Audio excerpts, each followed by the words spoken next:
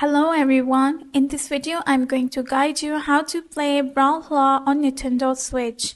So let's get started. Number 1. Download Brawlhalla. If you haven't already, go to the Nintendo eShop, search for Brawlhalla and download the game. Number 2. Launch the game. Once downloaded, select Brawlhalla from your home screen to launch the game. Number 3. Choose game mode. From the main menu, select the game mode you want to play, such as online for multiplayer, local or couch co-op, or training to practice.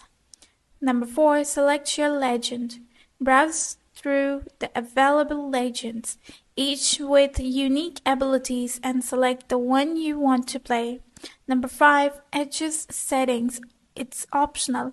If desired, go to the settings menu to adjust controls, graphics or sound option before starting. Number 6. Start playing. Begin the match by following the prompts on screen. Enjoy battling it out with friends or the other players. Have fun playing Brawlhalla. If you find this video helpful, please like and subscribe our channel. Thank you.